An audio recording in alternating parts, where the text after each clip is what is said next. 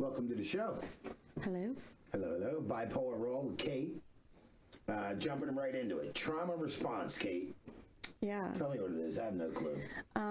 So we'll back up a little bit with our trauma. So it's not something. It's not only something that has happened to you, but it's how your body responds to certain traumas. And it doesn't have to be like one big event. It can be multiple events, smaller events, or experiences. And a lot What do of you times, mean, like being left in a car as a kid? yeah. I mean, we all have. Over again. No, but I'm saying, like, if you were left in a car and it was scary. Yeah. That could be very traumatic, especially if you're younger, so you might not want to be alone. And then, it's kind of like you feel helpless a lot of times with trauma, alone, or I guess unsafe. So there's that impact of trauma that it doesn't always show up right away. Like it could take a little bit, and it lives in the body. And it affects a lot of things, like how you see the world. Sometimes people have a hard time trusting other people. How we react to stress or certain stressors. I wonder if, how much I've been affected by trauma. Like, I never said, well, that's a traumatic event. But I know there has been traumatic events in my life. Like 9/11. 9/11 screwed me up. Kid. Yeah. Like, I couldn't, we live close to Philly. Yeah. And we have a lot of airplanes. I could not look at a plane for a while without seeing it going into one of the towers. Like, no lie. Well, so there are different trauma responses. So it's how our nervous system kind of protects us when it senses any kind of danger. And it could be real danger or just feels real due to past, experiences. But the four main ones are flight, fight, freeze, and fawn. All right, hit me again. Hold on. Fight, flight, freeze, and fawn. Yes. So we had talked about these a tiny bit. All right. So fight, obviously, you need to defend yourself. That should be just arguing. Yes. Or taking control. There you go.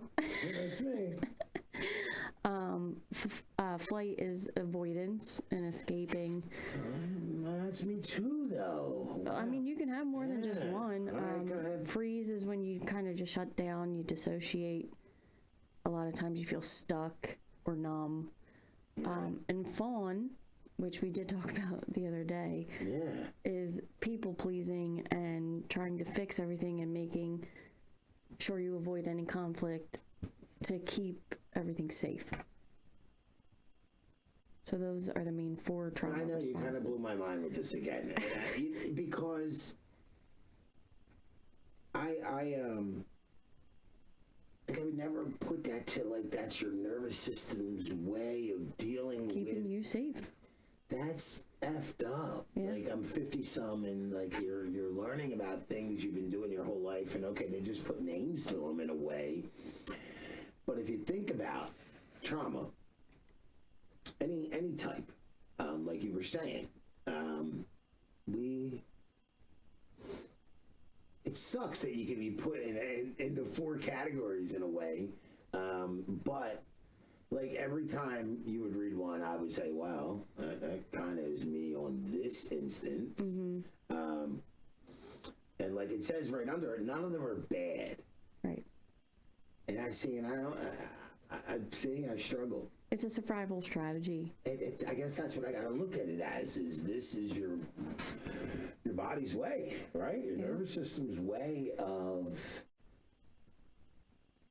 survival. Yeah. Right? Like we have, like, if something physically comes at you, you instinctively cover your vitals. Right. They help you cope, Right, and then it says, but over time, especially when unaddressed, they can interfere with your mental health, relationships, and sense of peace. Correct. All right, explain that one to me. So it's gonna like there's different connections. So trauma and mental health are connected. A lot of times it can turn into anxiety, depression, and then it can be having a hard time trusting somebody. Like, right. I'm sure a lot of people have had that issue. Mm-hmm. You can feel on edge all the time or hypervigilant. You know, and like hypervigilant. Oh my goodness. Sometimes you just feel, well, here's the word again, shame, and it can turn into low self-esteem, depending on which trauma you encounter. So, a lot of what we deal with could be considered trauma, and I think that's the thing that got me. Like, trauma to me is winding up in an ER. Like I could just associate that word never as a traumatic experience, right? Mm-hmm. So I can separate, when you say it that way, I can separate traumatic from trauma. Right. But when I hear of trauma therapy, I'm thinking, like sewing somebody's arm back on. And I just have a hard time. My brain just won't associate that most of our mental illness, a good portion, maybe I shouldn't say most, because genetics and environment and all that, but if you are environmentally exposed to something, I mean, that's probably trauma related, right? Like, so if you just take the genetics out of it, Kate, wouldn't most of it be some form of trauma? Because even if we perceive something as traumatic and it's not traumatic to the rest of the world, if it's real to us, it's traumatic. Yeah. So it doesn't have to be real, it can feel real. Exactly. And so that's nobody else is feeling what you're feeling in whatever moment. Right. So outside of genetics, I believe that everything probably is trauma related. Well, yeah, I mean, like, you could be traumatized by a damn bear. Like Bubby's traumatized by snakes because someone messed around with her when she was in elementary school. Leanne's traumatized from friggin' birds because she had something happen when she was young with a bird. That's great. I hate that word. It's just way out there.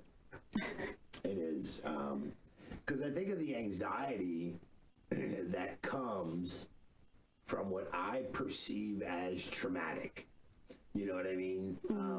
Today, like with the audio, to me that was a little traumatic because I had a round hole and I had a round peg. Just would not fit. And it just didn't go. And they weren't made for each other. So to me, I was ready to throw stuff out. Ready to buy stuff on Amazon and say, F it. And knowing it was something fixable. Right. Like, I think that's what got me the most is the reality of, yo, bro, this is fixable. This is okay. Just takes a little time and research. Right. So that did put me on edge. Yeah. And I mean, it's fair. All right, we're beyond it, but like I'm kind of like it's like an epiphany with this trauma response in how do we begin healing? Did I jump ahead of you? No, you're good. And a lot of times you might not realize that the behaviors you have are a trauma response. So, I mean, it makes sense that you didn't realize that maybe you've had one towards something. So have you done this in therapy? Kind of. Okay. Kind of. We've touched on it a little bit here and there. And me and my siblings always laugh and say, oh, it's just a trauma. Like, at this point, all you can do is kind of... giggle. Yeah, honestly. So, obviously, your nervous system is doing what it's designed to do, and that's protect you. So, to begin healing, you want to recognize patterns. So, like, be aware. You want to notice responses when you feel triggered or unsafe. Okay. Yeah. And you can get support.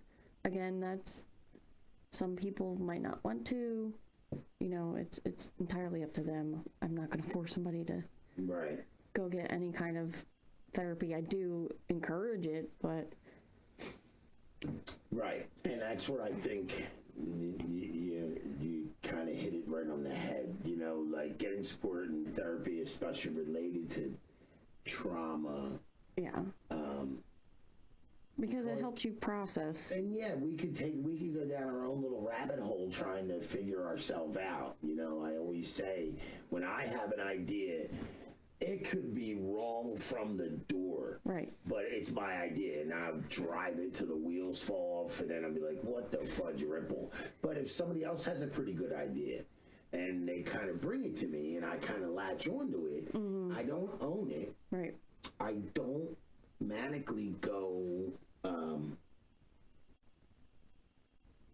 haywire. You know, I don't jump off the deep end. I'm not sure exactly where I was going with that, but getting support. I don't know how I got off, but we were talking about getting support. Yeah, that's all right. That's cool. Grounding techniques. We talked earlier about mindfulness. That's, you know, important. Kind of grounding yourself with that deep breathing and getting your body. How did you put it earlier, Kate, about noticing the thought? Rats. And it's basically its own personality. Right. How do you do that in your head? All right. So what? Give me ABC on that, right? Like, we say ABC for ABC data because we work in special ed. So A meaning antecedent, like what leads you to that behavior that you catch it? Like, what is the signal, at least, or the sign? Bertha. Right. So when Bertha comes creeping in, you know? I have to kind of separate myself from her and realize, hey, I and this is what my therapist told me to do, like, acknowledge her, say hello, I see you and I know you're here, but I'm gonna go about my day. That's so cool. Bertha is Kate's OCD. So that's really kind of cool because I'm not there yet. But I want to be there. But in a way, I have to change kind of like my whole style of thinking, man. And it's kind of scary to think. I mean, it's new. It is new, and I'm old. I feel old when it comes to dealing with my mental illness and trying to figure out ways to cope and get through the day. And then I think, oh, wow, I missed the boat on many things. And that doesn't mean it's not going to come back around for me, right? Like... Well, again, healing isn't linear. Yeah, I love that. Well, yeah, it's cyclical to me. I mean, everything is cyclical. I mean, but that's just the nature of me. And obviously, if linear healing was, we wouldn't be doing this. We'd be talking about music or movies or something great in the world. Not this bull. So, Kate. Yes. We're going to do episodes on grounding techniques. Okay. Could you give me a technique that you use during the day when things get a little sticky that grounds you? So I don't know if you've ever heard of, like, name 5 things you can see, 4 things you can smell, 3 things you can touch. Like, I don't know if it's that exact, like, you know. That's cool. Do you know what that's called? I don't. All right. Somebody out there's going, yeah. That's cool. When I was looking up, like, before I did do therapy, I was looking up ways to kind of, like, I guess, relax my body. Right. When I did feel like Bertha was coming. That was one of them. And then it's also kind of like sit there and kind of count. I don't know what that is either, but cool. A lot of them are like number based. Well, I guess because they want to get the rhythm in your head and kind of get you like counting backwards or, you know, trying to get rid of hiccups like people do, like goofy things to trick the brain. So I say that I got to trick myself all the time. I need to learn a bunch of new tricks. Yeah. I know how to start my day. I know how to meditate. I know how to ground myself. I know at certain times in a day how to focus on the moment. Right. You know what I mean? And like some mindfulness that way. But my condition doesn't allow me and I almost want to say my meds. Like, I know my meds are on the light side for somebody 235 pounds, blah, blah, blah, blah, blah, but I make them work, and I want to make up the gap myself. Right. You know, so... Well, not every... And there's different techniques that might not work for somebody. Like, maybe you would prefer going for a walk instead of, like, deep breathing. So sometimes deep breathing doesn't work. No, but I like the 5, 4, 3, 2, 1. Like, what is that? I have to look it up. We'll do it. So let's do a mindfulness. We should be taking notes as we go. I got it. Good. So we want to do a mindfulness and a grounding pod. You know, like body-based stuff too, like stretching. Right, and not everybody is really into the medical, like medicinal aspect of. Oh heck yeah! We need to take a holistic look at the nature's way. And homeopathic ways of using all natural organic things. I have guests lined up for that. She left and she went to California. She'll be back. But other than that, we have... just be... Here comes the word patience again. Be patient with yourself and kind to yourself. I mean, that's important. For me, that's one of the hardest things to do. No, I completely understand because I'm my biggest critic. Right. Yeah, that's true. Like I'm hard on myself, and I want to say, you ever seen a cheerleader that cheers for a team that's 0-16 and they're getting beat like 25-0 at halftime? You ever seen the cheerleaders? Just in picture one. Right. They're still cheering. Exactly. We have to be our own cheerleader, Kate, sometimes. And sometimes our team sucks. Yeah. And sometimes they have no chance of winning the day. But there's always tomorrow. And you have to make progress. Like, you can't just put your head in the sand because you had a horrible morning. You know what I mean? Or that's what we need to get by. It's what I need to get by. You know what I mean? So that's what I've focused all my energy on. Now, my energy might have been focused somewhat. Like if you said I got 100% to give.